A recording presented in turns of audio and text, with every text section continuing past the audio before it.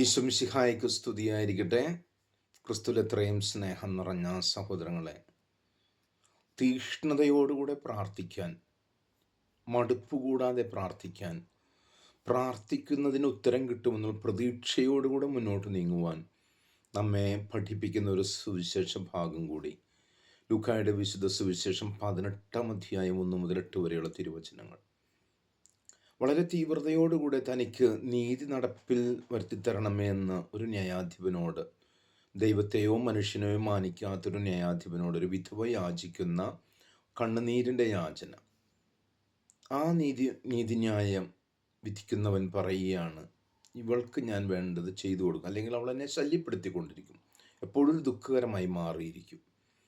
അപ്പോൾ ഇങ്ങനെ ഒരു ന്യായാധിപൻ ചെയ്യുന്നെങ്കിൽ ദൈവം തന്നെ വിളിച്ചപേക്ഷിക്കുന്നവർക്ക് നന്മ ചെയ്യാതിരിക്കുമോ? ഞാൻ കഴിഞ്ഞ ദിവസം പറഞ്ഞതുപോലെ, എന്തെങ്കിലുമൊക്കെ നന്മ കിട്ടിക്കഴിയുമ്പോൾ പിന്നെ ദൈവത്തെ അന്വേഷിക്കാത്തവരായി നമ്മൾ മാറുന്നുണ്ട്. അതല്ല, കിട്ടിയാലും കിട്ടിയില്ലെങ്കിലും ദൈവത്തോട് ചേർന്ന് നടക്കുക. കാരണം സ്ഥാപിത താല്പര്യങ്ങൾക്കും എൻ്റെ നിലനിൽപ്പിനും വേണ്ടിയിട്ടല്ല, എന്നെക്കുറിച്ച് പദ്ധതിയുള്ളൊരു ദൈവം, ആ ദൈവത്തിൻ്റെ ഇഷ്ടമെന്താണോ അത് നടപ്പിൽ വരുത്താനായിട്ടുള്ള എൻ്റെ പരിശ്രമം. സുവിശേഷം വീണ്ടും നമ്മൾ കാണുകയാണ്, മഹാമാരികളും യുദ്ധങ്ങളും കലാപങ്ങളും ഒക്കെ നിറയുമ്പോൾ ഭയപ്പെടേണ്ട. ഇതെല്ലാം മനോഹരമായ ദേവാലയം ചൂണ്ടിക്കാണിക്കപ്പെട്ടപ്പോൾ പോലും ഈശോ പറയുന്നു, കല്ലിന്മേൽ കല്ല് ശേഷിക്കാത്ത വിധം ഇതെല്ലാം നശിച്ചു പോവും. മനുഷ്യനിർമ്മിതമായത്, ദൈവനിർമ്മിതമല്ലാത്ത മനുഷ്യനിർമ്മിതമായതെല്ലാം നശിക്കും.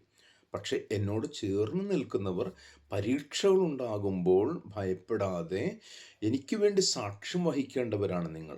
സിനഗോഗുകളിലേക്ക് വലിച്ചിഴക്കപ്പെടുമ്പോഴും മറ്റുള്ളവരെ നിങ്ങളെ ക്രൂരമായി മർദ്ദിക്കുമ്പോഴും ഉറച്ചു നിൽക്കുക, വിശ്വാസത്തിൽ ഉറച്ചു നിൽക്കുക. ഈശോ പറഞ്ഞില്ലേ, ഞാൻ വീണ്ടും വരുമ്പോൾ തൻ്റെ രണ്ടാമത്തെ ആഗമന നാളിൽ അല്പമെങ്കിലും വിശ്വാസം ഭൂമിയിൽ കാണുമോ എന്ന് ഈശോ ചോദിച്ചു. നമുക്ക് വിശ്വസിച്ച് മുന്നേറാം. സ്ലീഹന്മാരോട് ഐക്യത്തിൽ, വിശുദ്ധരുടെ സഹവാസത്തിൽ സ്വർഗീയാനന്ദത്തിന് നമ്മെ തന്നെ ഒരുക്കുന്നവരായി മാറ്റാം. പരിശുദ്ധാത്മ അഭിഷേകം ചെയ്യട്ടെ. ആമേൻ.